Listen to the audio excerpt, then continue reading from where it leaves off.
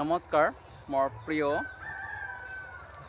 মৰমৰ পিতৃ মাতৃ তথা লগতে থকা মোৰ মৰমৰ বন্ধু বান্ধৱসকল।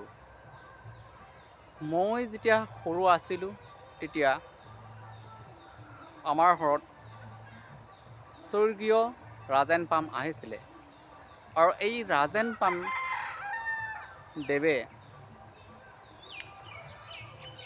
মোক কোলাত লৈ এটা গীত গাইছিল আৰু এই গীতখনেই আপোনালোকৰ ওচৰত মই বৰ্ণনা কৰিবলৈ লৈছোঁ। এয়া শুনক আহিছোন।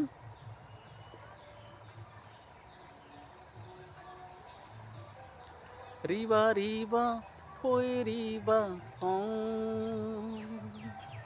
নুকি নুকি তাগুৰে তং rasaman lakino dogonan lakino singi kakai rungian song riba riba hoi riba song nuki nuki pagure tong। তাৰ মানে নিজৰ গাঁওখনক বচাবলৈ হ'লে আমি শুই থাকিব নালাগিব আৰু নিজৰ গাঁওখনৰ কাৰণে আমি কিছু ভাল কাম কৰিব লাগিব।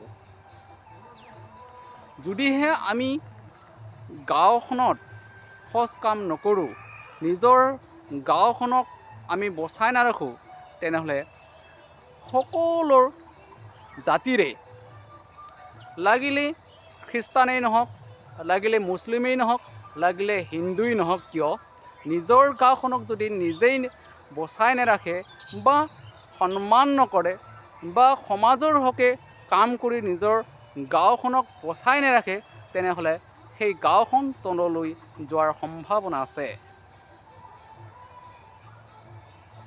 আৰু এষাৰ গীতেৰে এখেতে কৈছে, নুকি নুকি তাগুৰে তং। তাৰ মানে কি? ঘৰত শুই নাথাকিবা, আমি জাতিৰ হকে সমাজৰ হকে কাম কৰিবলৈ আগুৱাই আহা। গতিকে স্বৰ্গীয় ৰাজেন পাম দেৱে সঁচাই নিজৰ গীতেৰে এখেতে উল্লেখ কৰি গৈছে যে যদিহে আমাৰ গাঁওখনক আমি নিজেই নিচিনো বা নিজেই জানি শুনিও সন্মান নকৰোঁ, তেনেহ'লে আমাৰ গাঁওখন পিছলৈ যোৱাৰ সম্ভাৱনা আছে। গতিকে মোৰ এই ছুটি ভিডিঅ'টি আপোনালোকৰ ওচৰৰ পৰা মই বিদায় মাগিবলৈ লৈছোঁ। আজিলৈ ইমানতে আহিছোঁ। জয় হিন্দ।